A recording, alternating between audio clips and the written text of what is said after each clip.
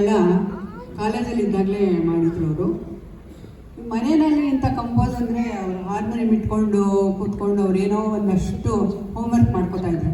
ಇಲ್ಲ ರೂಮಲ್ಲಿ ಮಂಚದ ಮೇಲೋ ಇಲ್ಲ ಹಾಲಲ್ಲಿ ಒಂದು ಚಾಪೆ ಹಾಸ್ಕೊಂಡು ಅಲ್ಲಿ ಕೂತ್ಕೊಂಡು ಮಾಡೋರು. ಮನೆ ಜನವೆಲ್ಲ ಇರ್ತಾ ಇದ್ರಲ್ಲ, ಅದೆಲ್ಲ ಏನೋ ಅವ್ರಿಗೆ ಬಾದರ್ ಮಾಡ್ತಾ ಇರಲಿಲ್ಲ.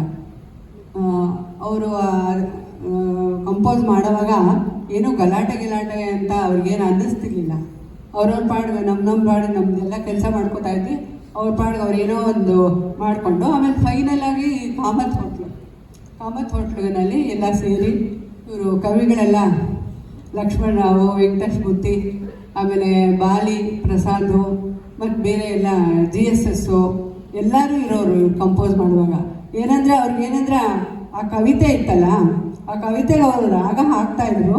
ಆದರೆ ಅದರಲ್ಲಿ ಏನಾರ ತಾನು ಅರ್ಥಕ್ಕೆ ಧಕ್ಕೆ ಬರದೇ ಇರೋ ಥರ ಆಗಲಿ ಅಂತ ಅವರ ಇದನ್ನು ಅಡ್ವೈಸ್ ತೊಗೋತಾ ಇದ್ರು. ತುಂಬ ಖುಷಿ ಪಡ್ತಾಯಿದ್ರು ಅದನ್ನು. ಆಮೇಲೆ ಮನೆಯಲ್ಲಿ ಏನು ಹೋಟೆಲಲ್ಲಿ ಇರ್ತಾ ಇದ್ರಲ್ಲ, ಊಟ ಹೋಟೆಲಲ್ಲಿ ಮಾಡ್ತಾ ಇರಲಿಲ್ಲ. ನಮ್ಮ ಮನೆಯಿಂದ ಬಿಸಿಬೇಳೆಬಾತು, ಮೊಸರನ್ನ ಎಲ್ಲ ನಾವು ಮಾಡ್ಕೊಂಡು ತೊಗೊಂಡೋಗಿ ಕೊಡ್ತಾ ಇದ್ವಿ. ಬಿಸಿಬೇಳೆಬಾತ್ ಸ್ಟೋರಿ ಭಾರಿ ಫೇಮಸ್. ಬಿಸಿಬೇಳೆಬಾತು ಹೀಗೆ ಇರಬೇಕು ಅಂತ ಅಶ್ವತ್ಥೊಂದು ನಿಯಮ ಇತ್ತು. ಅದು ತುಂಬ ಗಟ್ಟಿ ಆಗೋಂಗಿಲ್ಲ, ತೆಳು ಆಗೋಂಗಿಲ್ಲ. ಫುಡ್ಡಲ್ಲಿ ಅವ್ರಿಗೆ ಪರ್ಟಿಕ್ಯುಲರ್ ಅದು ಹೇಳಕ್ಕೆ ಹೋದ್ರೆ ತುಂಬ ದೊಡ್ಡ ಕತೆ ಆಗುತ್ತೆ. ಇವೆಲ್ಲ ಹಾಡು ಕೇಳಬೇಕು. ನಾನು ಒಂದೆರಡು ಹೇಳ್ತೀನಿ ಅಷ್ಟೇ. ಅವ್ರಿಗೆ ಎಲ್ಲ ಅಡುಗೆ ಬಿಸಿಯಾಗಿರಬೇಕು. ಬೆಳಗ್ಗೆ ಉಪ್ಪಿಟ್ಟು ನಾವು ಮಾಡಿದ್ರೆ 9 ಗಂಟೆಗೆ ಸರಿಯಾಗಿ ಟೇಬಲಿಗೆ ಬರೋ ಹೊತ್ತಿಗೆ ಆ ಮುಚ್ಚಳ ಹಬೆ ಬಂದು ತಾನೇ ಸ್ಟವ್ ಆರಿಸಿರ್ಬೇಕು. ಆರಿಸಿದ್ಮೇಲೆ ಆ ಹಬೆ ಬರ್ತಾ ಇರೋದನ್ನು ತೊಗೊಂಡು ಬಡಿಸ್ಬೇಕು.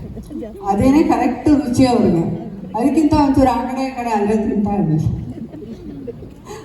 ಅವರು ಹೇಳ್ತಾ ಇದ್ದಿದ್ದು, ವರ್ಣಿಸ್ತಾ ಇದ್ದಿದ್ದು ನೋಡಿದ್ರೆ ಅವರೇ ಎಷ್ಟು ಚೆನ್ನಾಗಿ ಅಡುಗೆ ಮಾಡ್ತಾರೇನೋ ಅಂತ ಅನ್ಬೇಕು. ಆ ಥರ ವರ್ಣಿಸ್ತಾ ಇದ್ರು ಎಲ್ರಿಗೂ. ಆಮೇಲೆ ಈ ಊಟನೂ ಅಷ್ಟೇ. ITIಗೆ ನಮ್ಮ ಇವರು ನಮ್ಮ ವಿಶ್ವನಾಥರಾವ್ ಭಾವ ಅವ್ರ ಹೆಂಡ್ತಿ, ನಮ್ಮ ವಾರ್ಗಿತ್ತಿ, ಅವರು ಕ್ಯಾರಿಯರೇ ಕಳಿಸ್ತಾ ಇದ್ರು.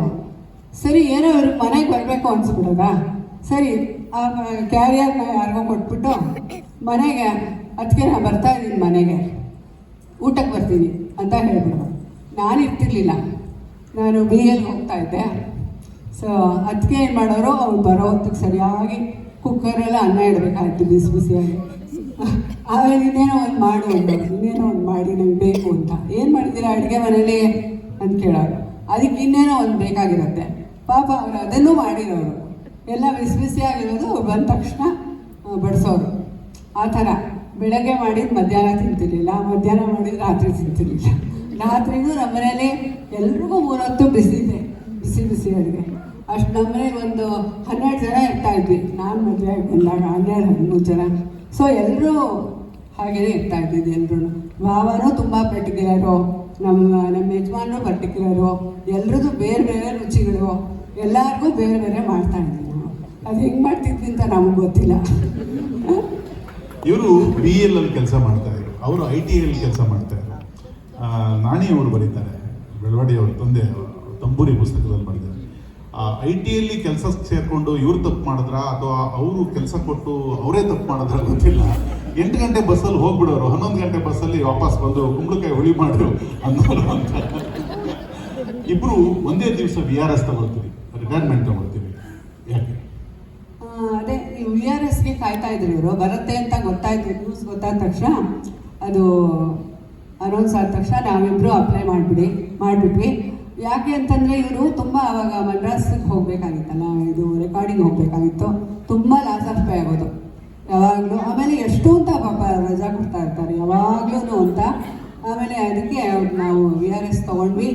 VRS ತೊಗೊಂಡ್ಮೇಲೆ ನಿಜವಾಗ್ಲೂ ಒಂದು 6 ಮಂತ್ಸು ಏನೂ ನಮಗೆ ಆದಾಯ ಏನೂ ಇರಲಿಲ್ಲ ಅಂದರೆ ಇರಲಿಲ್ಲ. ಆಮೇಲೆ ನಾವೇನು ತುಂಬ ಸೇವ್ ಮಾಡಿ ಏನೂ ಇಟ್ಕೊಂಡಿರಲಿಲ್ಲ.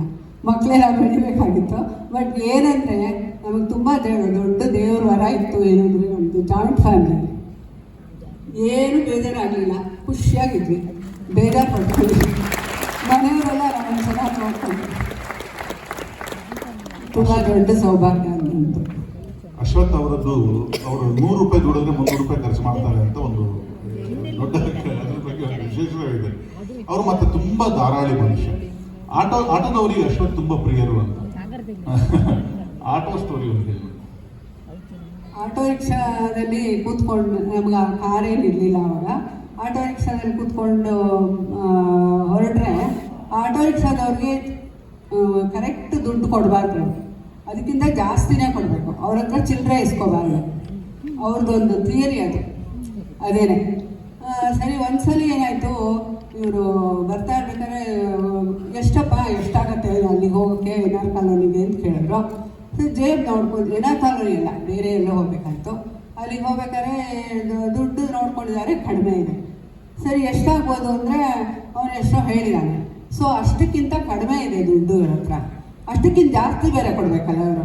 ಅದಕ್ಕೆ ಅದೆಲ್ಲೋ ದುಡ್ಡು ಇಲ್ಲೇ ಇಳಿಸ್ಬಿಡಪ್ಪ, ನಾನು ಹೋಗ್ತೀನಿ ಅಂದ್ಬಿಟ್ಟು ಅವ್ರಿಗೆ ಎಲ್ಲ ದುಡ್ಡು ಕೊಟ್ಬಿಟ್ಟು ಮನೆ ಹೋಗಿದ್ದಾರೆ ಆ ಕೆಲಸಕ್ಕೆ. ಆ ಥರ ಮಾಡ್ತಾಯಿದ್ರು. ಆಮೇಲೆ ಇನ್ನೊಂದೇನೆಂದರೆ ಒಳ್ಳೆ ಮಗು ಥರ ಅವರು. ಏನಂದರೆ ಇದೆಲ್ಲೋ ಸಣ್ಣನಾಗಿ ಮರ ಮಾಡಿಸ್ಕೊಂಡು ಬರ್ತಾಯಿದ್ರು ಆಟೋದಲ್ಲಿ. ಅವ್ರು ಏನಾರ ಅಪ್ಪಿ ಸರ್ ನಿಮ್ಮ ಹಾಡು ತುಂಬ ಸಂತೋಷ, ನಮಗೆ ತುಂಬ ಇಷ್ಟ, ನಮ್ಮನೇಲಿ ಎಲ್ಲರೂ ಕೇಳ್ತೀವಿ ಅಂತಂದರೆ ಹೌದಾ ಅಂತ ಮಾತಾಡಿಸ್ಕೊಂಡು ಬರೋರು. ಮನೆ ಹತ್ರ ಬಂದ ತಕ್ಷಣ ಅದು ಹಣ್ಣು ಹಂಪಲು, ಆಮೇಲೆ ಇದು ಹಾರ ಶಾಲು ಎಲ್ಲ ಅವ್ನಿಗೆ ಹಾಕ್ಬಿಟ್ಟು ತುಂಬ ಸಂತೋಷ ಆಯಿತು. ಅವಳು ಹೇಳಿದ್ದು, ಯಾರಾದರೂ ಒಬ್ಬರು ಅಷ್ಟೇ, ನಿಮ್ಮ ಹಾಡು ತುಂಬ ಇಷ್ಟ, ನನಗೆ ತುಂಬ ನನಗೆ ಇಷ್ಟ ಆಗುತ್ತೆ, ಸಂತೋಷ ಅಂದರೆ ಸಾಕು, ಅದನ್ನೇ ತುಂಬ ಖುಷಿ ಪಡ್ತಾಯಿದ್ರು. ಒಬ್ರಿಗೋಸ್ಕರನೂ ಅವರು ಮನಸ್ಸಿನಿಂದ ಹಾಡು ಹೇಳ್ತಾಯಿದ್ರು. ಅದು ಯಾವತ್ತೂ ಬೇಜಾರು ಮಾಡ್ಕೊತಾ ಇರಲಿಲ್ಲ. ಅವರು ತುಂಬ ಸಂತೋಷ. ಅನುರೂಪದ ದಾಂಪತ್ಯ ಇರೋದು, ನಿನ್ನೊಲುಮೆಯಿಂದಲೇ ಬಾಳು ಬೆಳಕಾಗಿರಲು ಅಂತ ಹಾಡಿದೆ. ಅದನ್ನು ಎಷ್ಟೋ ವೇದಿಕೆಗಳಲ್ಲಿ ಅವ್ರು ಹಾಡುವಾಗ ಇವರ ಹೆಸರು ಚಂದ್ರ. ನಿನ್ನೊಲುಮೆಯಿಂದಲೇ ಬಾಳು ಬೆಳಕಾಗಿರಲು ಚಂದ್ರಮುಖಿ ನೀನೆನ್ನಲು ತಪ್ಪೇನು ಅಂತ ಹಾಡಿದವರು. 40 ವರ್ಷಗಳ ಸುದೀರ್ಘ ಬದುಕು. ಅವರು ಒಬ್ಬ ಕಲಾವಿದರು, ಮೊನ್ನೆ ಹೇಳ್ತಾ ಇದ್ರು, ಒಬ್ಬ ಕಲಾವಿದರು ನಾಳೆ ಎಲ್ಲೋ ಶೋ ಅಂತಂದರೆ ಆ ಕಲಾವಿದರು ಹೋಗ್ತಾರೆ, ಅವ್ರ ಉಳಿಯ ವ್ಯವಸ್ಥೆ ಏನು, ಅವರಿಗೆ ಟ್ರಾವೆಲ್ ವ್ಯವಸ್ಥೆ ಏನು, ಅವ್ರಿಗೆ ಊಟದ ವ್ಯವಸ್ಥೆ ಏನು, ಇಷ್ಟು ಕಾಳಜಿ ವಹಿಸುವವರು. ಅವ್ರ ಮನೆಗೆ ಹೋದಾಗ ನಾನು ಅವ್ರಿಗೊಂದು ಪ್ರಶ್ನೆ ಕೇಳಿದೆ, ಕಲಾವಿದರುಗಳನ್ನ ಇಷ್ಟು ಚೆನ್ನಾಗಿ ನೋಡ್ಕೊಂಡಂತ ಅಶ್ವಥ್ ನಿಮ್ಮನ್ನು ಹೇಗೆ ನೋಡ್ಕೊಂಡ್ರು ಅಂತ. ನಿಮ್ಮನ್ನು ಹೇಗೆ ನೋಡ್ಕೊಂಡ್ರು? ಚೆನ್ನಾಗಿ ನೋಡ್ಕೊಂಡು ಅಂದರೆ ನನಗೆ ಇನ್ನೊಂದೇನೆಂದರೆ, ನಮ್ಮ ಮನೆಯಲ್ಲೇ ಎಲ್ಲರೂ ನೋಡ್ಕೊತಾ ಇದ್ರಲ್ಲ, ನಮ್ಮ ವಾರ್ಗಿತಿ ಇದ್ರು, ಅತ್ತೆ ಇದ್ರು, ಎಲ್ಲರೂ ಇದ್ರು. ಆದರೆ ಸೊ ಅದಕ್ಕೆ ಅವ್ರಿಗೆ ನನ್ನ ಬಗ್ಗೆ ಏನು ವರಿ ಇರಲಿಲ್ಲ, ಯೋಚನೆ ಏನು ಮಾಡೋ ಥರ ಇರಲಿಲ್ಲ. ಎಲ್ಲರೂ ಇದ್ರು ನನಗೆ. ಆಮೇಲೆ ಅವರು ತುಂಬ ಮರ್ಯಾದೆ ಕೊಡ್ತಾಯಿದ್ರು ಎಲ್ಲರಿಗೂ. ನನ್ನೇನ ಹೋಗೇ ಬಾರೆ ಅಂತ ಯಾವತ್ತೂ ಹೇಳಿಲ್ಲ. ಹೋಗಮ್ಮ ಬಾಮ್ಮ ಚಂದ್ರಮ್ಮ ಅಂತಲೇ ಕರಿತಾ ಇದ್ದಿದ್ದು. ಚಂದ್ರಮ್ಮ ಅಂತಲೇ ಕರಿತಾ. ಅದು ಕಪ್ಪಳೆ ಚೆನ್ನಾಗಿತ್ತು. ನಮ್ಮ ಮನೆಯವರು ಎಲ್ಲರಿಗೂ. Thank you madam. ಈ ಕಾರ್ಯಕ್ರಮಕ್ಕೆ ನಾವು ಮಾಡ್ತೀವಿ ಅಂತ